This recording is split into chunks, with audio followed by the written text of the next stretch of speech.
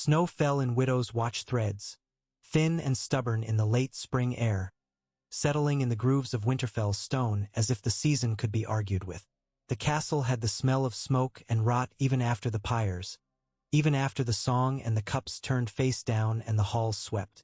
Jon walked the silent yard with Ghost padding at his heel, the dire wolf keeping close as if he feared the world might take his master in a careless moment. There were scratches in the stone flags where the dead had clawed and stumbled. Someone had scrubbed at them, and the iron brushes had only dragged the marks deeper. He had not slept. The shield he had worn in the gods would lay cracked on a trestle, and his cloak, half-scorched, hung from a post where wind worried it like a living thing. He stood at the godswood gate and watched the red leaves move. The carved face seemed to look through him as it had always done, as though asking what he intended to do with the life he had been given again. Footsteps came softly. He did not turn. "Your Grace," he said. Daenerys stood a few paces off, hood thrown back, white hair haloed with the light that came through the leaves.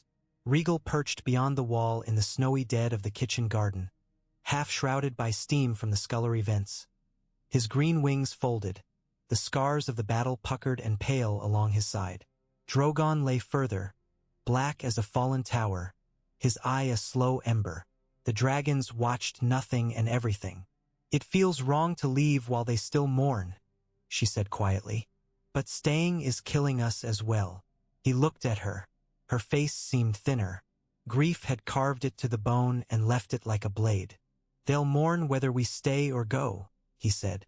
"And Cersei won't wait forever. She never does." Daenerys moved beside him, and they stood together, looking where the weirwood's tortured trunk rose from frozen earth. "When we sail, it will be for Dragonstone. The fleet must be ready. I'll fly ahead." He had come to say other words, and they moved against his ribs with a pressure like cold water. "Do not," he said. "Fly low." She glanced at him. "You're thinking of the spear that wounded Drogon. There's more." Her head angled. He realized then how accustomed she had become to danger, to the way it joined their meals and lay down with them at night. Her first instinct was never shock, only the quick weighing of a new threat. "Tell me." He had kept it long enough to be certain. The boy he had been would have turned to others, Tyrion perhaps, but the knot of that council had become too tight, and secrets traveled along those cords too easily. He had gone instead to Bran the night after the fires, after the halls had emptied and Sansa had looked at him with that patience that was nearly pity. In the dark above the hall, Bran had sat with his eyes half-lidded, the winter wind fingering his hair, and when Jon asked he had said, in his voice that was not quite a boy's voice anymore, "They build iron jaws that bite the sky, and they mount them on ships and walls. They are patient because their patience will be paid for." "Qyburn scorpions," Jon said now. "The same kind that Bronn used at the Blackwater Rush, only more of them. Bran saw them, on Euron's ships and on the walls of King's Landing. I don't know how many. Enough. They can be avoided," she said after a heartbeat, but a muscle flickered in her cheek. He saw the memory in her eyes. The wound in Drogon's shoulder, the smoke, her own blood between teeth. If the old fool could wound a dragon firing once, more of his toys could do worse. Euron will be waiting in the gullet, near Dragonstone. He'll set the weapons on his decks. He'll have the wind, or make his captains believe he does. He wants you angry and unwary and low to the water. If you fly with the sun at your back high, he can't angle his monsters that far up. The bolts will fall back on them. "High," she repeated, and her gaze slid to Rhaegal as if measuring the strength in his battered wing. "And the fleet. Keep them closer to shore." Staggered. "Davos says you can make them hug the currents along Driftmark and Massey's Hook. Euron won't chase where he can't maneuver. And scouting. Every headland. Davos." A faint curve tugged at her mouth. "Always Davos. He's kept things afloat before." Jon lifted his eyes to the red leaves. Let the wind cut him for a breath. He did not tell her the rest. That Bran had also said, "If you go, you may save many. If you do not, you will lose them." He did not say it because she did not need her fear increased, and because prophecies were only choices dressed in winter. I'll ride south with the vanguard. You should use the dragons to burn their scorpions before they can re-aim them. Daenerys's eyes were on him. He could feel the weight of her thought. You are not my hand, she said, but there was no sting in it. And yet, I will listen. She reached, closed her fingers around his leather-clad wrist, and the heat of her hand came into him like a heartbeat. Thank you. He wanted, for a breath, to say other words. He swallowed them. We leave at first light. When they parted, he lingered by the godswood, and in the empty curve of snow beneath the heart tree, he saw the outline of a wolf as if something large had lain there and melted what fell. Ghost licked his palm with a rough tongue, and Jon bent and pressed his brow to the wolf's skull. South again, he murmured. I know. I don't want it either. Tyrion found him later in the armory with Davos over charts. The dwarf's eyes were grainy with bad sleep. His breath smelled faintly of onion turnip wine. Scorpions, he said, as if they were a kind of joke he did not find amusing. One was irritating. Many are concerning. Did the boy have anything else to say? Enough. Jon traced the coastline. We'll keep our ships inshore. Use the fogs if they come. They may not come, Davos said. He had a way of speaking plain even to queens. But the currents are a better ally than mist, and the rocks keep honest men honest and pirates slow. Tyrion's gaze flicked to Jon. I'll counsel her to strike from above. She respects your mind when you speak from the wall and not the heart. As do I. He cupped the back of his neck as if it ached. It's a pity we can't send ravens to the Ironborn telling them the Iron Fleet is very brave and should be out in the open air looking impressive at certain hours of the day when the sun favors us. Davos's mustache twitched. I'll settle for Yara doing what she said she would and harrying from the west. Euron won't like that. Sansa will send ravens to our bannermen, Jon said. We'll have horse to follow where walls are thin. She will, Tyrion said dryly. She has already sent ravens to everyone else. Jon did not answer. He had no wish to talk about that web just now, the one that held him like a fly with the word Aegon painted on it in letter forms of flame. At dawn the dragons lifted. Rhaegal's left wing beat unevenly. Even so the green shadow he cast across Winterfell's yard was as big as a barn, and when he leapt, snow and soot together rose into a ghost of the battle behind them. Daenerys turned Drogon south on an oblique line, letting the horizon break under her slowly, climbing and climbing. She narrowed her eyes against the white glitter of morning. Behind her, the fleet tacked, the banners of the sea wind snapping. Stark gray, the red of the Targaryen three-headed dragon, black on crimson, the pale sunburst of the Unsullied. The sea beyond White Harbor was a sheet of iron with the frost leaning over it. The day wore into a silver brightness. Clouds lay in long bars over the bight of the narrow sea. Daenerys kept climbing. Once, years ago, she had flown with childish joy, careening, laughing, a girl in the sky. She did not laugh now. She felt Drogon's back under her like the swell of a tide. She heard Rhaegal's labored breath through the leather of his chest harness and wanted to reach for him and say, wait, rest. But this was their rest, this cold height where arrows could not carry. When the first gray humps of the islands came into view, she angled the dragons so the sun would hang behind them, a white furnace. She thought of the old green boy of Winterfell saying in his flat voice that she would be expected, that iron jaws would open to bite the air. The words had felt like a story told by someone who had forgotten how to tell stories. The truth of it flattened under her now in the geometry of war. Ship's mast, dark flies on the water. The glitter of metal along their spines not where it should be on catwalks or watch decks but clustered like tumors amidships. Scorpions. She could see the geometry of their arc, the edges of their reach. Qyburn had done neat work. He had made them heavier and meaner. He had persuaded captains to cut into their own ships to mount them. Below, the Iron Fleet shifted in the swell. A black ship with a merman on its prow. A leering thing with a woman's hips and breasts and a fish's tail, sapphires for eyes, yawed. Ropes sang in a sudden gust. Men looked up, hands to brows, mouths open. Bells clanged in clumsy alarm. Sails began to swing. The iron jaws, their twisted prodigious bows, were cranked. Men shouted, pointing. In the midst of it, on a black deck under a black sail, a man in leather with silver buckles spread his arms as if welcoming theater. She knew him. He had the careless smile of a murderer and a crown as thin as a joke. His mouth moved. She could not hear what he said over wind and height, but she imagined it. There she is. She took them higher still, feeling Drogon's great lungs fill and empty, and with her legs braced and her body low she turned him into a shallow, slicing descent, more like falling than like flying. Rhaegal ghosted to her left, a stroke behind. They cut across the first rank of ships where the Scorpions tried and failed to find their angle, bolts screeching up and stalling, then sliding back on ropes with a whip crack. A few men threw themselves down and one bolt fell, spent, through a sail and stuck there, swinging like a broken finger. She opened Drogon's mouth and let him exhale. The nearest Scorpion lifted its great head as if to answer, but its operators had made their machine too heavy to respond quickly. Fire took its crank and its line. The line ran, burning, and men beat at it with their sleeves and then caught fire themselves and became shapes of motion and panic. Rhaegal's breath lit another machine farther aft. Green fire flared along its arm, brighter than the dragon's own flame for the breath of an instant, then fell away to blackened oak. Daenerys angled Drogon so that his fire ran along the row like a brush painting a black stroke along a deck.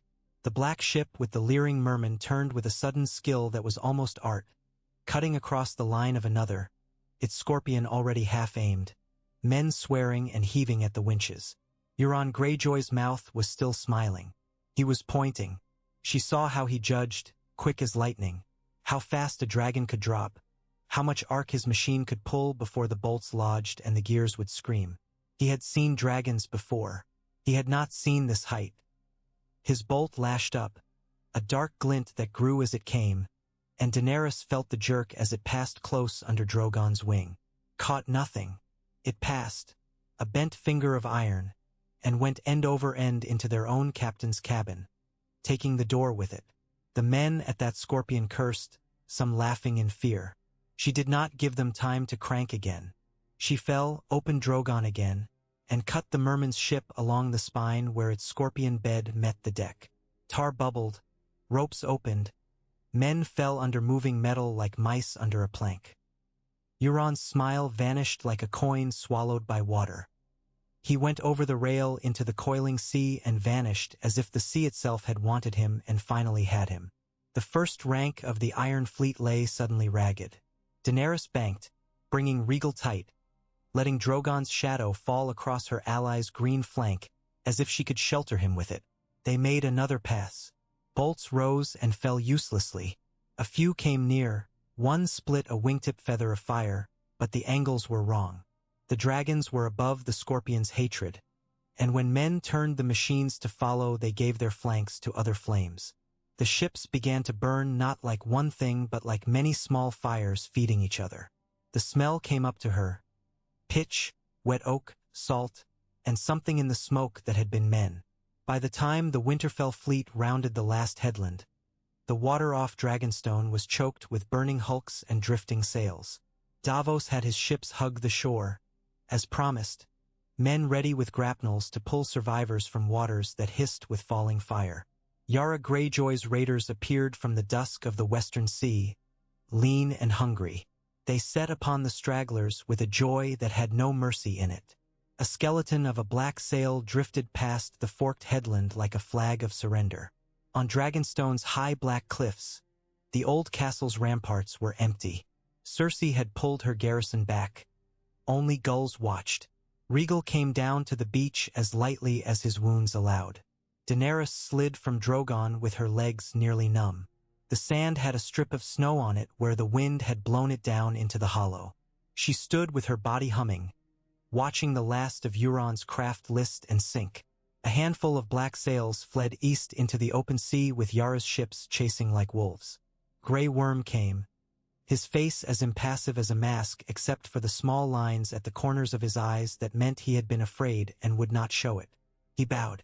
"Your Grace." "Where is Missandei?" Daenerys asked, only then aware that she had been waiting to ask and had not dared to voice the question before. "On the flagship, Grey Worm said. Safe. He had not said the word lightly. Daenerys let herself breathe. She found Missandei later in the cramped great hall of Dragonstone with maps spread and candles guttering in the draught. They held each other for a long moment, the way people do when they have learned through pain not to squander a life. Behind them, the sea smacked the rocks and sent up sprays like a cornered beast. They convened that night under the carved dragons of Dragonstone's roof, with wind at the doors like a constant reminder. Tyrion, hair uncombed, a new wine stain on his collar. Varys, tidy, eyes unreadable. Davos, worrying a piece of driftwood with his thumb. Grey Worm, still and electric. Missandei, calm. Jon, standing because he could not bear to sit while the talk ran. We destroyed the Iron Fleet, Tyrion said, as if he did not quite believe it still. And with minimal loss. If I were the praying sort, I'd light a candle to the gods of mechanics, because those scorpions looked as if they were eager to be impressive, and you denied them their vanity. He raised his cup slightly to Daenerys. Well done. We will not congratulate ourselves until we remove the rest, Varys said mildly. Qyburn will have placed them all along the city's walls. Jon leaned over the map. You said in Meereen you took cities without burning them to ash. I did where I could. Daenerys watched his mouth as he spoke and felt the old ache tug. She set it aside. Those cities had tyrants not unlike this one, but they had not mounted weapons to kill dragons. Yet you have too, Varys said, which is more than any tyrant ever reckoned with. Use them wisely, your grace. Strike the scorpions first. Strike at dawn, when the sun lifts out of the narrow sea and blinds anyone facing it.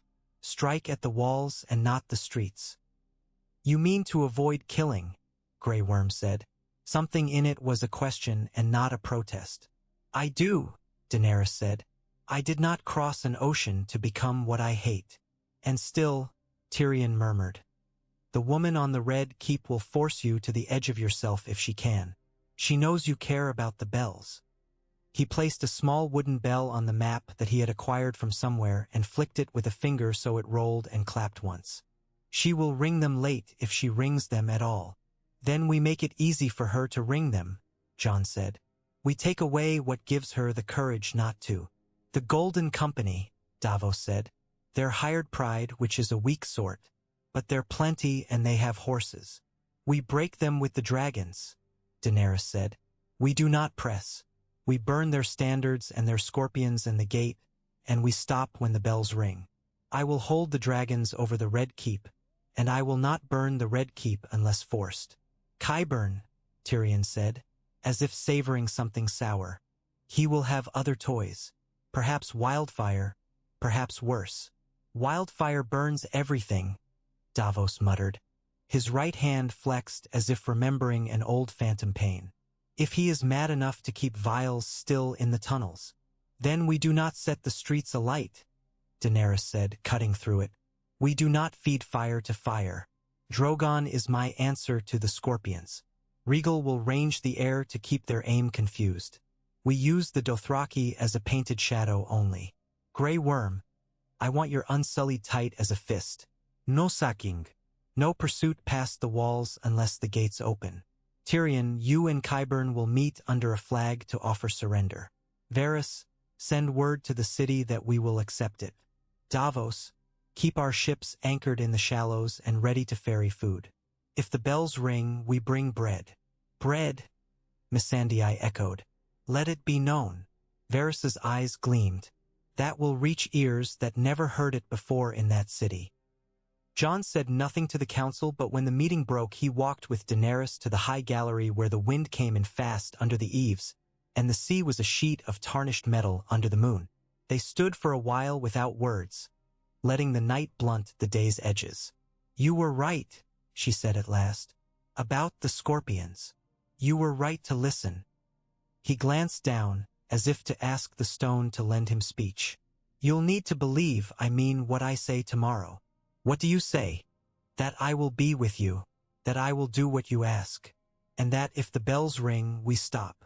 His mouth tightened.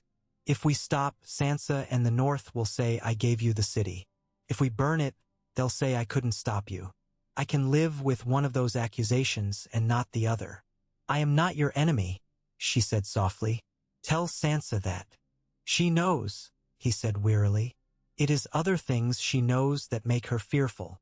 You mean who you are, Daenerys said, tasting the bitterness in it. Who Bran says you are. I mean the way men are, Jon said. He turned then and looked at her with the blunt, hurt honesty that had first impressed her on that bleak Dragonstone beach so long and not long ago. If I were only Jon Snow, they'd leave you be. If I am also something else, some fools will want that something else on a chair. The only cure I know for fools is to give them no cause. We do this well and quickly. We feed the city. We show them you do not win with ashes. She wanted to touch him and did not. And then we see what else can be mended. He looked away, down at the white foam like lace at the rocks. You do not need my love for this. You need my oath. You have it. She took a breath that tasted of salt and cold. Good night, Jon. He hesitated as if he would say more, then nodded and left her to the moon and the sea. In the Red Keep, under stone carved to look like lords' robes and dragon scales, Cersei Lannister watched the east and Isen to Qyburn count. 21 on the walls within the city, he said. 9 on the outer works, 4 in the harbor. All tested. The men are trained. And the fleet. Her mouth barely moved when she asked it. Your Grace, Qyburn said carefully. The fleet. We have heard no word from Lord Euron, but the fires in the gullet can be seen from the towers at dusk. She did not flinch. She said, then he will be more of a story than a partner, and turned her head to the cup on the table and drank. The wine left her lips and she felt nothing. The Golden Company stands ready, he offered. The city stores are commendable. We have done as instructed with the caches from Aerys's day. They are available if needed. She smiled faintly. Aerys's day. Her hand slid to her belly. The child there had not quickened in days. Something had stilled inside her and refused to speak to her anymore. She pressed her fingers harder and felt nothing but the ache. If the dragons come, we will show them what children we bear in this city. Qyburn, who made consolation in the same tone as he made poison, bowed. As your grace commands. He did not tell her that wildfire was a crude weapon and not obedient, and that the best that could be hoped for was that if it burned it would burn everyone equally. He left her to the window and the cold. Jaime Lannister left Winterfell before the snows turned to rain, telling Brienne too little in a voice that trembled anyway. He took a good horse and a poor cloak and rode with his head low. The nights were long and full of things that did not come from memory at all. He slept badly, dreamt of a hand that itched and burned around a sword hilt, of a woman with green eyes who had once laughed and had not laughed in years. He met a patrol of Lannister sellswards north of the Blackwater and avoided being recognized by keeping to the ditch. The band was drunk on fear. He did not stop them. Outside King's Landing, he saw the Golden Company's camps burning to watchfires and heard the rustle of 1,000 horses shifting and staling. He saw the walls prick with their iron teeth like some sea beast raising its spines. He thought of the last time he had done something for love that had been good and wondered if he had the courage to do something for love that might be called treachery by everyone he had ever known. The old gate at Muddy Way had a little-used postern where a man with one hand might bribe a sleepy sentry. He did not bribe. He waited until the bells from the river gate told some poor wedding and went in under the noise. Arya Stark came down the Rosby Road with the Hound, who was in a mood to bite clouds. He had not forgiven the bells at Winterfell for their deceit, and he was sure these bells would be worse. You can still turn back, he told her as they took the last stretch at a long-paced walk. I know something about women who get close to their hate. I know something about men who spend their lives running from fire and end up walking into it, she said. Her eyes were on the city. I want her dead. I want it for me and for my father and for everyone she lied to and burned. But I'll turn back if the bells ring. You won't, he said with a crooked mouth. Maybe I won't, she agreed. She touched the hilt at her hip as if to remind herself it was still there. I turned back once when I saw another thing that mattered more. I can do it again if I choose.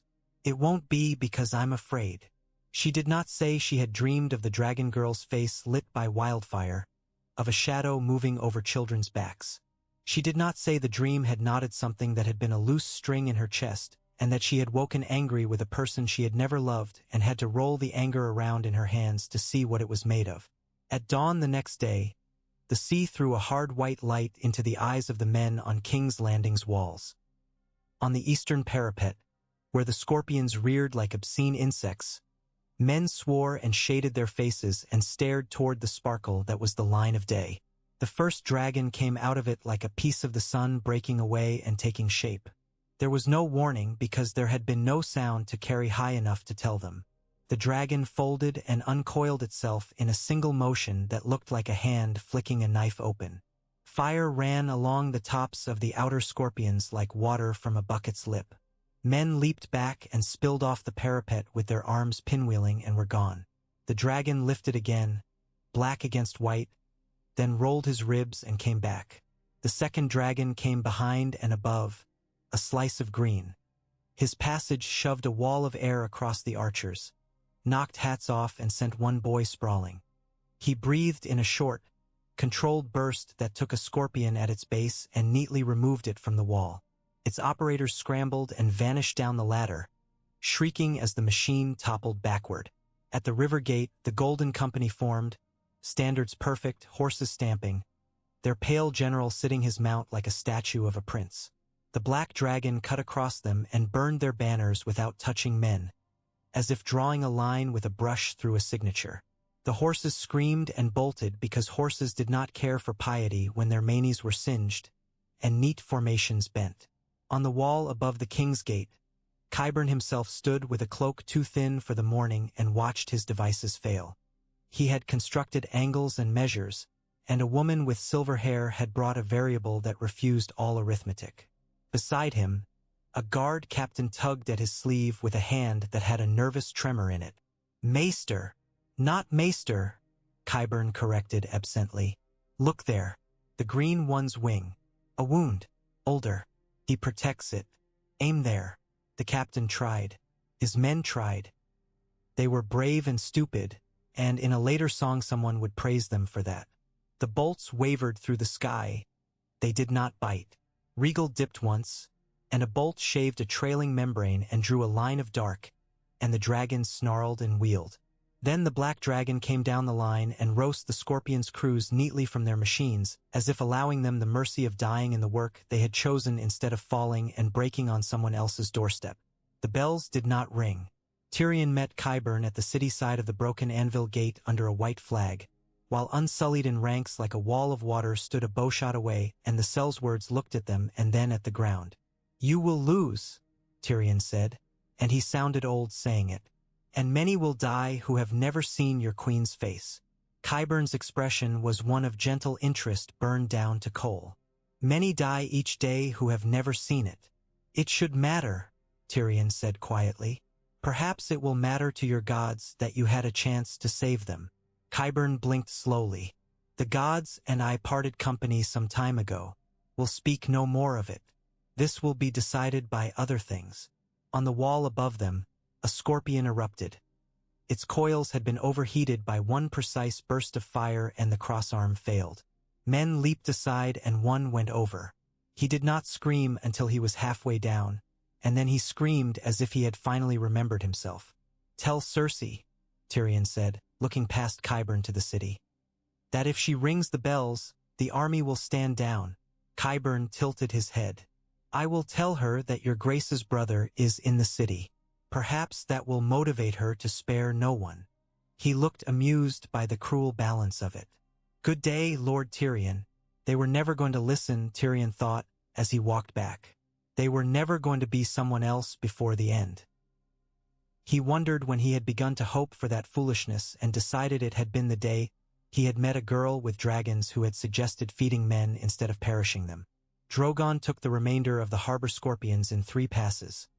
Rhaegal drifted and came in with the thoughtfulness of a stitched wing, choosing his breaths as if counting, picking off stragglers. Daenerys tasted metal on her tongue, her mouth dry as bone. She could see the city trembling under her, a living thing with its back arched and ready to bolt. The poor were running toward the September, toward any bell tower they could see and pray into motion. The rich were getting into their carriages and shouting at their slaves. Soldiers were shouting at each other and at women clutching children. When she flew low for a breath, she saw faces, points of light in the sea of motion. A boy with his mouth open and his hands over his ears, a woman throwing a jar of water on a burning awning, an old man sitting on a curb with his hand to his chest as if the beating there might stop and he had decided not to argue with it. At the mud gate the Unsullied pressed and locked and pressed again, their shields set like teeth. Grey Worm was a blade within the blade. He was thinking in the very back part of his mind of the island Missandei had told him about, with its warm rain and gentle hills and its butterflies that were not dangerous when you had grown up with them. He was also thinking that if the bells rang and they stopped, he would have to hold back soldiers who had not his training and keep men from doing what men did. He was not afraid. He felt only his breath and the weight of the spear in his hand. He felt the gate's hinges groan like a wounded man. He felt the climb toward a decision and did not let himself look at it. The gates burst inward. The Unsullied did not search. They held, and their discipline made a bowl into which frightened men could pour without being crushed. On the opposite side of the square, the Golden Company wavered as another dragon's shadow fell across them, then broke when Drogon took the creaking wooden scorpion behind them, the blast of heat making their horses throw and barge. A banner with a golden skull went down and was trampled. Somewhere in that chaos, the bells began. They were not noble bells. They were cracked and out of tune, and they bungled the first notes like a drunk rolling off a chair. But they were bells, and they rang from 3 different towers at once, so that the city jumped like a deer at a string of sudden noises. Men lowered their spears in confusion. A woman screamed and then laughed when she realized why. The hound stopped in the shadow of a cabbage seller's stall and spat and grinned without mirth. Arya's hands went still on the ladder up to a city wall. Grey Worm's chest rose and fell once, sharply. Daenerys felt the bells through the harness, through Drogon's back, as if they were echoing in the hollow place beneath her ribs. She turned his great head toward the Red Keep, which rose as if it had always been there, implacable, with the sun washing over it and making its windows blind. She could see a figure at a high balcony. She could imagine the hand on the stone there. She could taste blood like memory in her mouth, the way grief came back at the edge of victory to ask if you were still human. No, she whispered, to an impulse and to an expectation she had carried since she was a girl in a house with no door. No.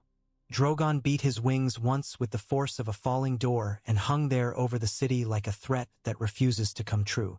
Rhaegal came to her flank, his wing trembling, and steadied. Below, the Unsullied knelt as one and lowered their spears. The Dothraki raised their araks and shouted and then, seeing, let them fall to their thighs. Men in the Golden Company threw down their pikes, and some threw down themselves and lay with their faces on the cobbles as if the city were a god. In the Red Keep a woman in a gown the color of old blood watched the black dragon and the green dragon and felt something go out of her like a cough she did not expect to feel. She had counted on hate. She had counted on it as you count on a stair to be there when you are about to descend in the dark. She did not understand what a person did when the stair was pulled away. She turned from the balcony, very calm, and said to Qyburn, "Do it." He had expected that. He bowed as if to a decision in a laboratory. He went to the lower vaults where the jars slept in their straw and their green slumber, and he gave orders. Men with torches and bucket helms went into tunnels no one had gone into since the Mad King had died screaming, and there they pulled stoppers as if uncorking expensive wine. The plan was to drown the harbor, to take the ships that had come to feed the enemy city and turn the water into a mouth of green. A wind, inconvenient, fickle, lifted just then out of the north and fanned down the alleys and the narrow stairs. The first bloom of green opened along the quays. It took a line of fishing boats waiting for custom and chewed them into black petals. Davos saw it from his ship and swore, and the word he said had the tremor of an old nerve in it. "Back," he told his men. "Back, back, back." His flagship stern swung. His men hauled at oars and at the anchor, grunting. A second bloom went up nearer the counting houses, and the heat hit them like a slap. "Gods old and new," Davos muttered, almost conversational, as the water itself seemed to catch fire. He kept the bloody stuff. The fire leapt where Daenerys's flame had blackened a quay and ate up the tar and ran along the old wooden pilings with a speed that felt spiteful. Missandei, standing beside Tyrion on a low wall near the fish market, watched it with her hand at her throat. "Bread," she said, as if reminding herself what words were for. "We must get the bread wagons out of the low stores and into the square." "We must," Tyrion said. He blinked smoke from his eyes and tried to see where the green ran and where it lacked fuel. "We must get water chains." He thought of his brother and of the way wildfire folded into memory like a paper snake. "And we must not panic, which means we will. But we must do it while carrying water." Daenerys hovered and watched the old king's madness come alive under new orders. She would not feed fire to that. She did what the plan dictated and more. She turned Drogon toward each new green flower and struck at the edges to starve it where would fed it, aiming not at houses but at lanes where the fire would try to run. Rhaegal did the same on the farther side, puffing small, quick breaths where alley met open square. Men on the walls watched dragons not destroy them and something bent in them that had been braced against the worst. In a back stair of the Red Keep, Jaime Lannister found Cersei with 2 Queensguard behind her and that thin man with the dead eyes, Qyburn, at her shoulder. She looked at his hand first and then at his face and then, for a second, at his empty sleeve as if weighing which failure to speak to. "You look poor," she said in the old dry tone. "You look determined," he said. He was surprised his voice worked. "Come with me." "I did once," she said, and smiled in a way that made him hate his own mouth for learning how to smile like that as a boy. "It didn't end well." "Cersei," he said and stepped closer. He smelled smoke and something like rotting flowers that he understood after a heartbeat was the wildfire's breath coming up from the oldest stones. "They've stopped. The city's surrendering. You can live." She tilted her head. "I have lived longer than I meant to," she said, which would have been funny if someone else had said it. "I have given them an ending they will talk about. What else is there?" She touched her belly, saw his eyes follow the gesture, and let her hand fall. "It is done." He could not tell if she meant the child or everything else. He reached for her. She stepped back like a dancer and Qyburn lifted his hand as if he might interpose a thought between them, and the mountain moved, glacial and final. Then someone thundered down the stairs. A man in singed armor whose face was stranger to Jaime than his old hand and yet exactly his own, and said, "Your Grace, the upper vaults are failing. The heat." "We go down, then," Cersei said. "Below this fire." There was no mockery in it, only a crisp decision, like a queen choosing which diamonds to wear. The mountain blocked the narrowness of the stair. Another man came up that stair, taking it 2 at a time with a kind of fury that had too much of relief in it to be clean. He had a burned face that had written a history on itself and a sword that looked tired and eager. "Clegane," Jaime said aloud before he understood why he had said it. The hound looked past him and up at the thing that had once been his brother and made a noise like a laugh that had died and had been resurrected as something else. "Move," the hound said. The mountain did not know how to obey that. He knew how to kill. He began. Qyburn put a hand out as if to stop him, and the mountain turned his head and flicked Qyburn away as if brushing a fly from a horse's flank. Qyburn hit the wall with a wet noise and slid. Cersei made a small, almost sympathetic sound and then picked up her skirts and went past both men as if the duel were a dogfight in a street and she a noblewoman late to a luncheon.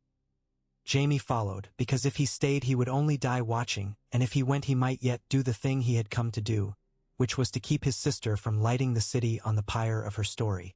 He caught her in a lower corridor where old bones were remembered in the chill. He put his hand on her shoulder. For a moment she leaned into it as if it were another piece of stone she might rely on, and he felt that treachery like a knife under his ribs and kept pressing anyway.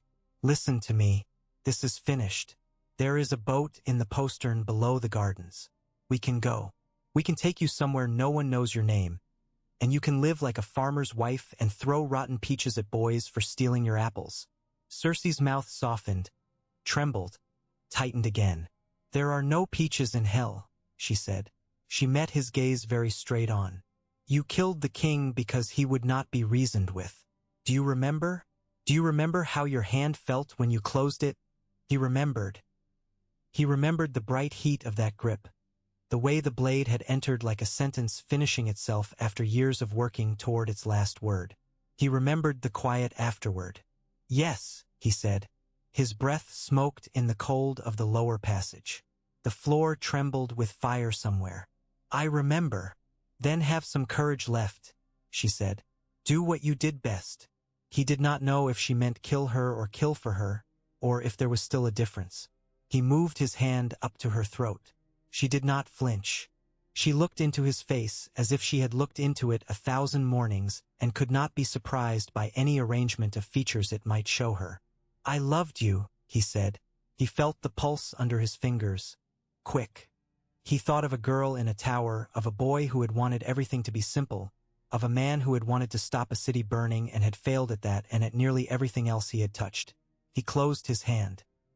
She brought her hands up and held his wrists not to remove them but to feel the last of the warmth. Her lips parted. She tried to say a word and made only the breath of it. Then her eyes went somewhere else. When he eased her down, the floor shook harder. Dust sifted from the ceiling with the quiet puzzlement of old stone being asked, for the first and last time, to behave like sand. He sat with her head in his lap for a time that might have been a minute or an hour, and then he stood, the effort like lifting the weight of his other hand, and went toward the lower postern. He did not get there. The ceiling came in and the corridor filled with green smoke that smelled like the past. He lay down without deciding to and was very tired, and then he was no longer anything at all. On the stairs above, the hound and the mountain found each other's ending. It was ugly and simple and without music. Fire took them in the end. Arya had gone another way when she saw the way the hound looked when he looked at that thing. She knew then that something personal had closed around him like a trap, and she would not take that from him or give her life to it. She took the stair down into the kitchens where scullions wept from fear and smoke and grabbed a girl by the elbow and shoved her ahead of her toward the open where the bells were making a noise that was almost happy. When the green fire finally guttered where it had chosen to gutter, when the pockets where it had fed on hidden stores were found and found and soaked again, when the last of the scorpions had been pushed from the walls into the streets to be hammered into plowblades someday, Daenerys brought Drogon down on a tower of the red keep that still held, and stood before the broken throne room's smashed doors. Jon came up the stairs with ash on his boots and his face gray. Tyrion climbed less gracefully and stood panting and staring at the rubble under which a gold hand gleamed. He took a breath and let it out as if someone had been holding his throat all his life and had just decided to loosen their fingers a little before the end. Daenerys stepped across into the hall where kings had put crowns on their own heads and made men kneel for sport. There was no throne, not any longer. It had half fallen, a jut of melted iron like a jaw with a few teeth left in it. Light came through holes that were not supposed to be holes. It fell on dust and on a map of Westeros that a girl had once walked and smiled and wanted. She stood in it, and it bathed her and her dragon's soot like a kind of dark blessing. "Your Grace," Tyrion said in the doorway. He would have knelt then if she had not raised a hand. He bowed instead, a small sound breaking from him.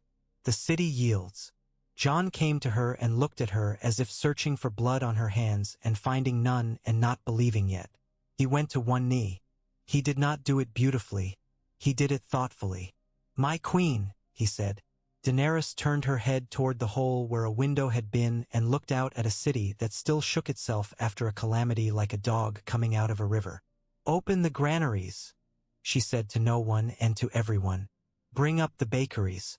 Set the unsullied at the storehouses as guards. Let anyone come who wishes to take what they need. Feed the children first." "We will need order," Varys said from the hall's shadows, quiet as if sneaking up on his own hope. "We will make it," she said. She looked at Grey Worm, whose face was so closed that pain would have had to find a key. "No one is to take revenge in my name." Grey Worm inclined his head a fraction. There was a world inside that motion. Tyrion wiped his eyes with the back of his hand as if he had sweat there.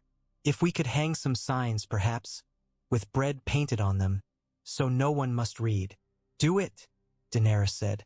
Sometime later, in a square where pigeons had returned cautiously to drink at a fountain where the water had been green and then black and now ran clear again, a boy took a heel of bread from a cart and looked up at the sky to see if a dragon would descend to snatch it back, and when none did, he stuffed it in his mouth too fast and smiled with his cheeks full.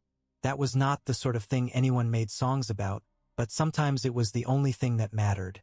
News reached the camps outside by the afternoon. The Dothraki set their horses to trot in circles and shrieked pleased. Wordless noises about being allowed into a city to buy skewers of meat instead of sacking it. The northern lords looked at Jon and then looked at the city and did not know which feeling to put on their faces. Sansa rode down into the army's forward camp that evening with a small escort, her shoulders set. She greeted Daenerys with the bare necessaries. It was all right. Daenerys did not require tenderness from Sansa Stark. She required only respect for what they were building. They stood in the dusk and listened to someone somewhere laugh, a feral sound that was not cruel.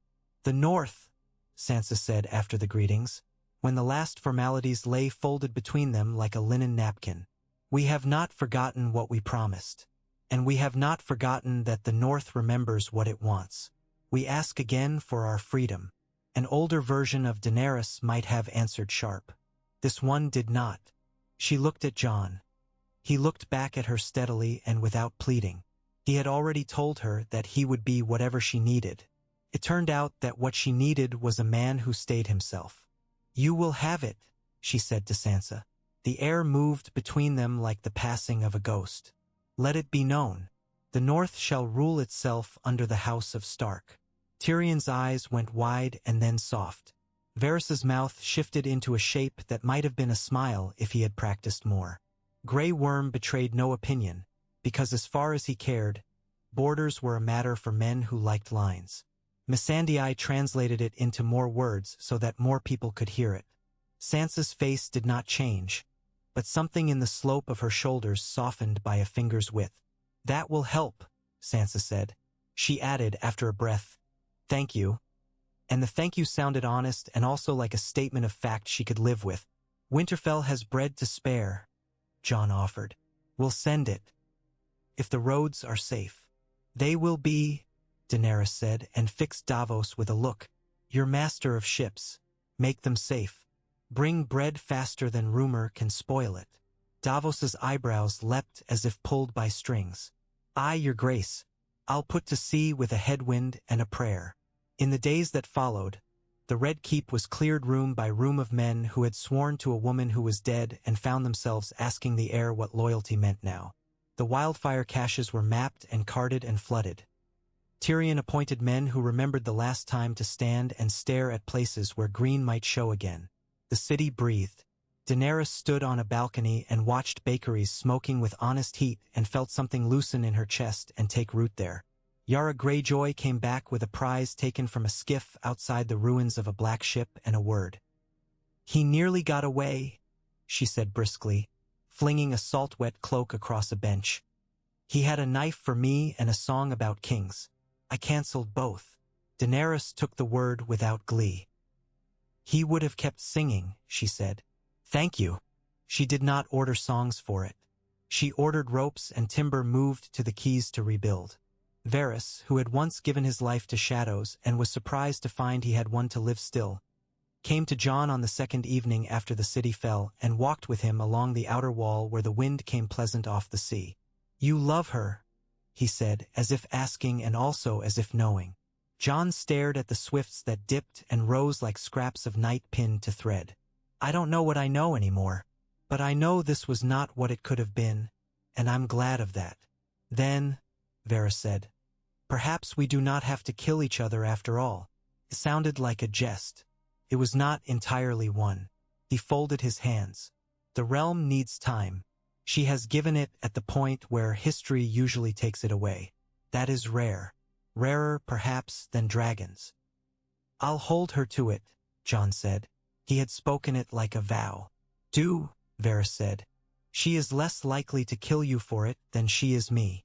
In the throne room with its jagged teeth and its unexpected shafts of light, Daenerys stood with Tyrion at a great table where the map of Westeros had been replastered and redrawn, the pigments not yet dry.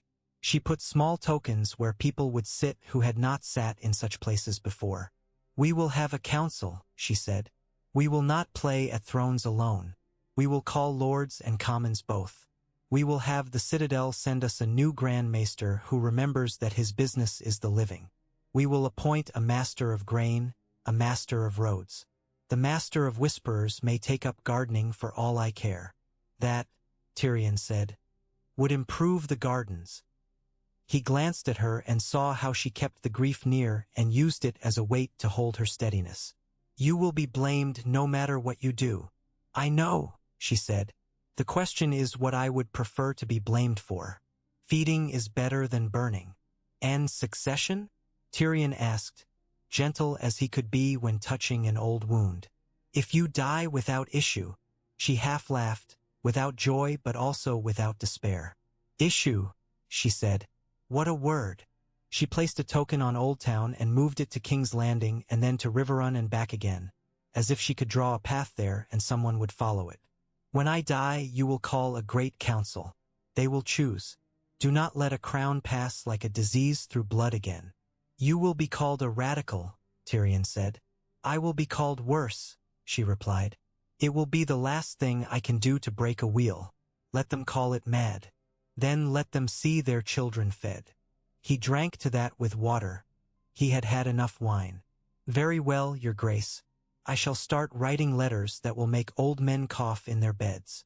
Arya went to the harbor and watched the boats bump like sheep in a pen. She bought a skewer of roasted fish and ate it with her fingers and laughed when a cat stole the last bit with a move cleaner than any cut she had made in battle. She looked out toward where the horizon bent and thought that there was something over it that did not involve lists.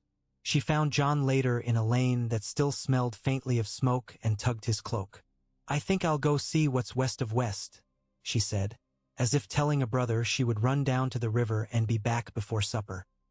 He looked at her and smiled with a sort of quiet shock, as if a truth had just walked into him without knocking.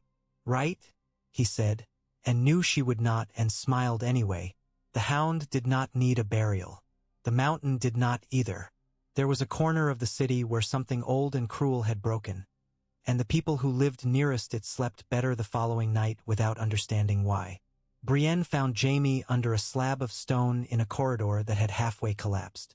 She pried with a lever until men came to help her, and when the slab lifted they found his golden hand bright in the rubble as if it had been trying to signal to someone above. She sat on the floor beside what they brought out and cried for him with the clean grief of a person who has loved and expected no blessing and been given one anyway for a season. Later, she took a pen and wrote in a book that had always had too little ink for men like him and wrote the truth without embroidery, which was the only thing she knew how to write. He held his oath as he could. He tried. She laid the page flat until the ink dried and closed it and felt no peace and also some. Missandei stood with Grey Worm on a hill above the city where the wind ran in a straight line from the sea and took the smell of it with it. He did not speak for a long time. When he did, he said, "I cannot forget." It sounded like a prayer in reverse. "I know," she said. She took his hand. "We don't always need to forget to make something new." She told him again the story of Noth as she remembered it, but she did not tell him the part about how the butterflies made strangers sick, because the world did not always need its facts to be sharp. "We could go." He looked at the city and then at her. "When the queen has no more need of my spear," he said. "I am a weapon, but perhaps someday I might be something else." "Perhaps," she said. She rested her head against his shoulder, and in that small moment they were not soldier and counselor but two people standing where wind moved the grass. The Great Council was not held that month or that year. There were docks to replace and predators to discourage and letters to send and children to feed and grain to buy before the East closed its ports for harvest. There were villages to the south of Blackwater Rush where men needed eyes for planting because theirs had been lost, and women who had sown fields while men fought who now needed to teach those men to be content with sowing. There were always outlaws and there was always rain. There were prayers to be said and taxes to be forgiven and roads to be pounded flat with stones in the old Roman way so carts could roll faster for bread than for soldiers. In the north, Sansa held court in a hall that had begun to feel the weight of Starks again and wore it well. She took petitions from shepherds and ironmongers and sent ravens to a queen farther south, whom she did not love and might someday respect. She slept well some nights and not at all others and learned that this meant she was alive and doing her work. Bran sat by the fire sometimes and said nothing for hours and then once said, without context, "The Snows will not return for a long while." And everyone in the hall laughed with relief as if they had been given something tangible. Arya's ship went west. Jon stood at the wall again briefly because he did not know where else to stand. He talked to Tormund and to Ghost and to the empty air, and then he went back to Winterfell, and then he went to the southern road, and then he went back again and learned that wandering in your mind is not the same as leaving. In King's Landing, Daenerys sat in council and listened to bad news and good news in equal measure and did not mistake the one for the other. She walked the alleys sometimes, under guard but without fanfare, and men did not love her. They did not have to. Girls saw her and made motions with their hands like wings, and women stared past her and thought of the price of onions, and old men asked when the aqueduct would be mended by the grain gate. She learned numbers and bore them like a soldier bears weight until it becomes the body's habit. Once, near harvest, she stood again in the ruined throne room and looked at the broken iron and thought of all the hands that had cut themselves on it. Jon came to stand beside her. They looked at the jagged teeth together. Sunlight fell in long bars on the wreckage. "It's ugly," Jon said, almost cheerfully. "It always was," she said. "We could melt it," he offered. "We could," she said, and touched a shard as if testing the heat of a stove, then took her hand away. "But I like it better like this. It reminds me." "Of what?" "That nothing worth anything is safe." She glanced at him sideways. "Are you staying?" He smiled a little. "Winterfell's walls are patient with me. They don't ask questions when I walk at night. Sansa even lets me muck about in things that aren't my business if I keep my hands clean." He grew grave again. "I'll come when I'm needed. I'll come when you need me." "I need you," she said, and felt the truth of it in her bones. "Not because of who someone says you are, but because of what you are." She hesitated, then added, "I won't ask you to be anything else." He nodded, accepting both the gift and the limit. "Good," he said. He looked at the city through the broken window, and his gaze was gentle. "The bells sounded different today." "They did," she said. "They sounded like bells." In time, songs were made that did not linger. They were simple tunes that fishwives sang while kneading dough and smiths whistled while beating metal. Remember the day when fire hung and did not fall. Remember when bread was given out of the king's stores without a price. Remember when the golden men threw down their spears. The songs did not simplify because no song could touch all the complexities, but they remembered pieces of a truth. And in the narrow places where power does not reach, in tannery courts and in weavers' quarters, there were small boards with circles of bone on them, and boys learned to play games where the rule was that when the bell was struck you had to stop your piece even if you wished it to move, and they learned from that something about mercy and something about rage. The adults thought it was only a game. The boys grew into men, and some carried that rule into a day when it mattered. Years later, in a summer that held, Daenerys would sit in a courtyard with a child on her knee. A child that was not hers by blood but by law and affection and the patience of two people who had decided blood was a poor standard for love, and watch mothers quarrel in a language she had learned and smile. She would think of a day when she had been a line in the sky between ruin and restraint. She would not forgive her enemies. She would not forgive herself for not being everything. She would instead feed a child a piece of ripe pear and feel its juice run down her hand, and the child would laugh with sticky mouth and call her mother, and the world, which is sometimes cruel and sometimes abundant, would be briefly the latter. On a distant western sea, Arya saw a horizon that did not arc the way she expected. She laughed aloud. The sailors muttered that she was mad and might be a witch. She did not care. She set her hand on the rail and steadied herself for a wind she had never met. At the wall, which was shorter by a secret measure and colder than it looked in the sun, Ghost chased ravens and buried things and dug them up again. Tormund told a story about a queen with dragons who had chosen the hard thing instead of the easy one, and the free folk listened without skepticism and then changed the ending when they told it later to make it better in their halls. Jon came when he needed to not be anything but a man with a sword who liked the way snow fell in his eyelashes and stayed until he did not. Sansa, in winter and then in the spring that followed, ruled a land that had been taught to endure and was now being taught, gently, to do more than endure. She learned to sleep the deep sleep of people who are not entirely sure they are allowed to, and she woke sometimes with a jolt anyway and found the world still there, waiting to be improved by increments. Tyrion wrote letters. Varys gardened after all and grew herbs that healed small fevers and found he did not know how to be idle and set himself to measuring the rate at which the city's people found other people's pockets with less vigor. Grey Worm learned that if you stand on a beach at dawn with your hands at your sides, you can sometimes feel a calm come up out of the sand and move through your bones. Missandei taught girls their letters and taught boys that they could not talk while she taught girls their letters, and the boys learned and the girls spoke. The Red Keep lost its jag of iron tooth by tooth as smiths came and took them to make plowshares and cauldrons and iron tires for wagon wheels. In the empty place where a throne had stood, a tree in a tub was brought because someone had thought the hall looked too bare. It was not a weirwood and not a royal tree, only a serviceberry, but in spring it made a cloud of white flowers like a soft answer to an old riddle. If an old woman, passing through that hall on an errand for a cook, stopped to look up and shiver and cross herself, that was only because memory lives in stone, and she remembered a day when a queen had not burned a city because a man who loved her and did not love her enough had told her he would stand with her if she didn't. She did not know the words that had been said. No one did. In the end, it was not the words that mattered. It was the fact that a dragon had hung in the sky like a judgment and then had turned its head away. The city had rung its bells, cracked and wrong as they were, and then had eaten bread. The wheel did not break all at once. Wheels hareli do. They lose spokes first and then a rim, and then someone notices it is easier to walk beside it than to push it.